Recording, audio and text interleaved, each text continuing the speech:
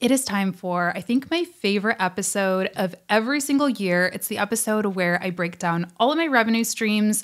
I talk about how they performed, what went well, what didn't go so well, how you can replicate these results, and what I'm planning to do for the year ahead.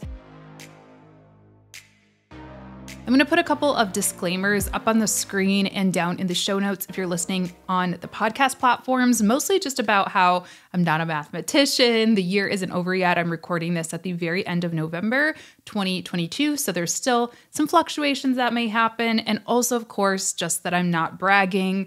That's not the intention of these episodes. It's really to show you what's possible and, just to kind of learn from one another. I'm a forever student just like you, hopefully. Okay, so the first revenue stream, we're going to go smallest to largest. The first revenue stream I'm going to talk about is coaching. Now, in the last year's episode, I talked about how I got kind of burnt out on one-on-one coaching, and that's true. I really wanted to take a break from it. It was just a lot. I love doing it. And I think because I love doing it, I end up putting so much of myself into it that it becomes, it really kind of takes over. So I only worked with one client this year, and I loved working with that client. It was fun. And I think that's how I want to keep it, is just if the stars align, if I really feel like I can be of service to somebody and they ask about it, they want it, cool. I'll open myself up to it if I have the availability in my schedule. But yeah, I definitely don't want to be selling coaching packages and making that my whole business anymore. It's not for the faint of heart, in my opinion. It's not for the introverted at heart. And it's hard. So coaching was 0.5% of my revenue this year. Last year, it was 4%. So I cut down a lot, and it is what it is. The next revenue stream is kind of a different style of coaching. It's not one-on-one, but I would consider it one-to-many coaching, and it is the Freelance Friday Club. So the Freelance Friday Club is my membership group.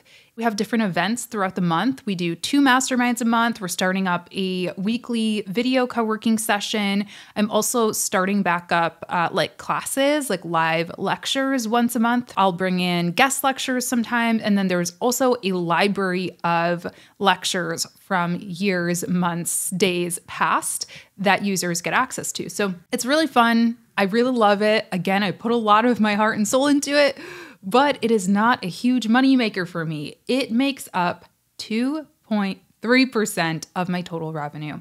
Last year, though, I think this was honestly less than 1%. And I did do some changes this year to the Freelance Friday Club. I mentioned in the last year's episode that I was actually shutting it down. I was leaving it open for current members, but I wouldn't be selling it anymore. I wasn't letting new people in. And I think I actually needed that time to sit and think, what do I really want to do with this group? And also reassess the value. What I was noticing is a lot of people would sign up whenever I would talk about it. It's kind of like a no-brainer. Of course, I want to sign up. And then they would drop, they would churn after 1 month. And it was really affecting the quality of the group, because when you're in mastermind calls, when you are talking with each other in a group forum every day, you want to be around people that you know and that you can trust and that you can be vulnerable around. And when you just kind of have random people popping in every month and then dropping, and it wasn't really a good experience for me or for my students, most importantly. And so what I did is I actually set a flat fee. You can only enroll at an annual rate now. So I'm going to continue that for this year, but I actually think I'm going to do something a little different too, where I'm going to open and close the doors. So it's open right now. If anyone wants to join, you can lock in the 2022 annual rate until January 2023. In January, I'm going to raise the rate a little bit because I'm actually going to be introducing some new services in there, like the ability to book some one-on-one calls with me as part of your membership. And like I said, bringing in guests and live lectures back to the group. So I'm going to raise the rate for it. And we're only going to keep that open, a month at a time, and then close it for a few months, because I think it's going to help with churn. I think it's going to help with getting people to actually sign up. So many people are like, oh yeah, it's always there. I'll just sign up when I think about it. I'll sign up when I need it.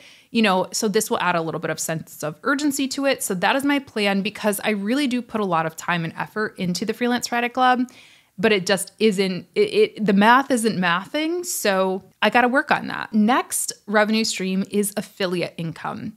So affiliate income made up about 5% of my total revenue. And what affiliate income is it's, if I recommend you a link, if I recommend you a service, a tool, something like that I'm affiliated with, then I get a small percentage of that sale. Now, it doesn't cost any extra to the consumer. It is something that the vendors, that the companies pay for. So I am just basically being compensated for referring you. So there's a few companies that I would say are make up the biggest amount of this revenue. Honeybook is one. I'm part of their educator program. Flowdesk, I do have a link. Amazon, if I link like a camera lens or a tripod or something like that, I can make a little bit. Now, Amazon gives you like pennies, but over time throughout the year, it does make up a little bit. So, I do think that there are ways that I can probably do this a little more strategically, like maybe integrating an affiliate link into my newsletter every week and just kind of making that like a checklist item, or making sure that I'm linking things in the description box of my videos a little bit more, but I'm not trying to be like an affiliate link pusher by any means. So it just kind of comes up when it feels natural, when somebody asks me for a recommendation. If I have one, I'll send it. Boom. It is what it is. It's nice to have. It's a nice little like cushion and additional revenue stream. Oh, in previous year, I don't know what it was last year. I watched my video and I don't think I said. So I don't know. I would assume it was around the same. Okay. Client work. So this one is down like in half from last year in terms of percentage of revenue. About 7.5% of my total revenue came from client work, which is wild. It looks like such a small number when I put the percentage on it. Now, it was pretty consistent in terms of dollars of how much I've made for the last year and really even like the year before. So it's not like I was taking on way less client work. It was just that I made a lot more in other areas. So that's why that number is quite a bit different. I've really only worked with 2 like long-term kind of full service where I'm sending over deliverables every week, where I'm, a part of the team. I only work with about 2 clients and have really for the past 2 years that I'm pretty much all in on, like it's a big amount of my time. So that's what that is. And then there's also little bits in there, like for instance, included in that is any other work that I do for hire, meaning anything that I record and give, a client can use it for whatever, like my LinkedIn learning course that's going to be out in January. Some partnership stuff that I'll be doing that I'll talk to you all about very soon is included in that. So yeah, that's wild. The previous year, it was 14.5%. This year, it was 7.5% of revenue. Next up is YouTube AdSense. So as you may or may not know, YouTube does pay creators a small amount of the money that they receive for advertisers. So if you got an ad for, Monday.com before you watch this video on YouTube, I get a cut of that, of whatever Monday paid YouTube. So that was, oh my gosh, it was like the same. 12% of revenue this year, 12% of revenue last year. So that's not a number I can really control. I wish I could. I wish I could make it more. The only thing that you can really do to impact that number is maybe post more videos, get more views on your videos. You can also add more ads on your videos. I never do that because I always look at it like I want you all to have the best experience watching my videos. And if I put a ton of ads throughout the video, I know people are going to watch less. So anyway, there's not much I can do to control that number, but I'm happy with it. It is nice to be able to get paid a little bit from YouTube. Next up is brand deals. So brand deals, sponsorships, it's money that I accept from a brand to recommend their product. That was about 13% of total revenue for the year. And last year, that number was only 8.5%. So I did increase the revenue that I received from sponsors this year, which I'm really happy about because that was a goal for me. That was definitely a goal for me. I knew that, I'm posting so much content. I listen to podcasts all the time and they have like 5 sponsors per episode and I don't do barely any. And while that is something that I am proud of to some extent in that, I am super authentic in my advice and everything, I also feel like it's a lot of unpaid labor, let's be honest. So I did want to increase that number. I love when I see my favorite creators get sponsorships, but I know some people, don't love it. The cool thing is I didn't actually take on more sponsorships. I just took on higher value sponsorships, which was interesting. So my rates probably like quadrupled in some, for some deals. So I've just been doing a better job of explaining my value, of partnering with brands that are truly like great fits that I know I can get results for. And so they are willing to pay those premium rates to work with me, and also have been long-term clients basically. So like a brand, Metrocool. I love Metrocool. I've worked with them on a few videos this year.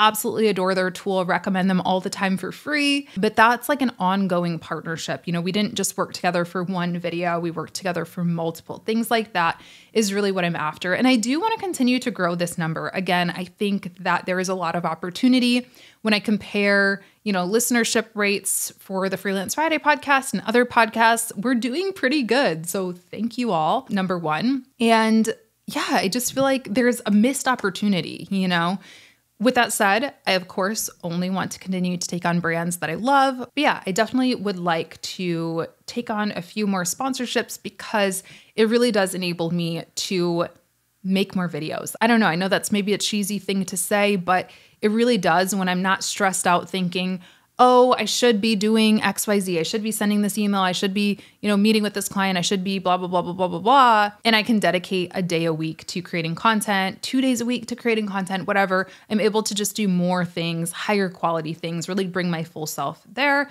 as well as like upgrade the studio and all that good stuff. So yeah, that's something that we're working on. All right, now the biggest slice of the revenue pie is courses. This was true for last year as well, although it was down a little bit. Dollar amount was up this year, but the percentage of revenue was down. So it was 59% of revenue this year, 61% of revenue last year. So around the same. I gave the speech in the last year's episode. So if you're here for round 2, you're going to hear it again. People hear online courses and they think passive income. Let me tell you something. And if you watch any of my weekly vlogs, you know that I am not sitting on the beach. I'm not taking vacations all the time. I'm not just laying on the couch. I do have days where I do just lay on the couch, but they're far and few between. Courses are work. Not only do you have to sell the things, which is active, you have to be promoting them on social media, you have to be email marketing, you have to be doing all that stuff, but then teaching them. I also do a lot of live cohort courses. And what that means is a cohort is a group. It's like a group of people, a huddle, a pod of people. And so my biggest course, the Social Media Management Accelerator, we get together up to 100 students. Actually, some rounds I've had like 150 students at once. I'm grading assignments. I'm doing live lectures. I'm managing a Slack room or, some other type of community forum. It's like teaching semesters at school is what I like to think of it. My dream job, side note, always used to be a community college professor. I still kind of want to do that, but I don't want to get a master's degree. So I'm trying to figure that out. But anyway, that's basically what this is like. So I told you about cohort courses. Evergreen courses are those courses that you can buy right now. You can sign up for the Social Media Management Toolbox or the Social Media Management Roadmap or the brand new TikTok Crash Course. You can sign up for that right now. You can pay and you can start watching the lessons. I don't need to take you through them. There's no like group component to them. I did want to increase the revenue that I got for those types of courses because it is more passive and because it does allow me to do more things like create more content, work on my book that I'm writing, do all the other things and I don't know, take a break, relax, calm down, those types of things. So I'm proud to say that 57% of my course revenue, so 57% of that 59% came from cohort courses, so those group courses. 43% came from evergreen. Now, compared to last year, cohort represented 65% and evergreen was only 35%. So I am proud that I have raised that evergreen number up a little bit. And the way that I've done this is I've improved my email funnels a little bit. I still have work to do. I still want to do like an evergreen training that people can download and just like some other things. I'm working on it, continuing to build that email list by posting consistent videos every week, which my email list is always linked down below where you can download a lead magnet and then you get put into my email list. So, just doing activities like that. And also just rewriting the landing pages. I rewrote the landing page for the Video Lab, my course about YouTube, but I want to continue to grow that number. I don't ever want to not do cohorts because I think they are super valuable. They're just such an immersive, way to learn, to be able to ask me questions on the spot, to be able to get to know each other, make relationships with each other. So I love them, but I don't think it's sustainable for me to do 3 or 4 cohorts a year like I did this year. Because basically I looked at the calendar and I was like, I have been teaching live all year, more or less. Like I haven't had a break from doing a Zoom. And I would like at least, a couple months off from live teaching this coming year.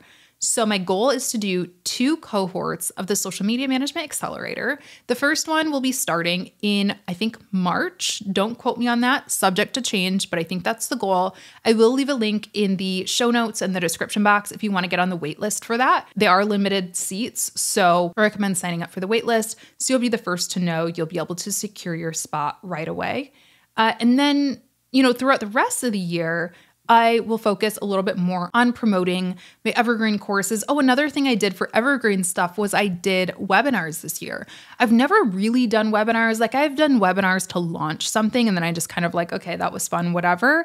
But this year I actually was doing a good rhythm of like 1 a month for a few months. And then I fell off because the holidays happened. I got sick. I started traveling, things like that.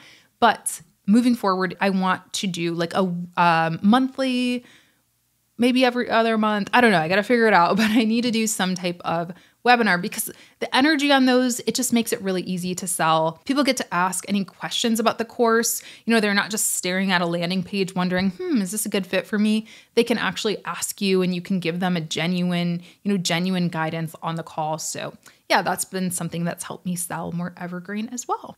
There's been a few additional revenue streams that are like so small that are, less than 0.5 or 0.6% of revenue, but Instagram Reels bonuses, I've made like random $150 checks from them. Like I'll just check my email and they're like, hey, here's $150 for posting Instagram Reels.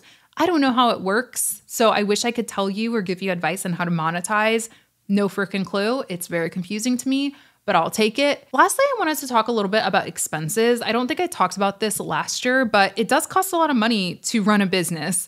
I've done a video on what I spend in a week as a business owner. If you want to check that out, I will link that. I also, side note, did a video last year about my YouTube income in detail. Let me know in the comments, or if you're listening on Spotify, there's a Q&A feature now. Let me know in there if you would like me to do that again this year, where I actually break down, dollar by dollar, what I made on YouTube, what I made in sponsorships and things like that. I'm happy to share just to give like a realistic view of a channel my size. But anyway, what I didn't talk about last year was expenses. And that's a big, part of running a business because it does cost money to run a business. So labor expenses, AKA people that I hire to help me run the business, accounted for 18%. So I did work with somebody who's basically like in an assistant admin type role for the first 5 months of the year, I think.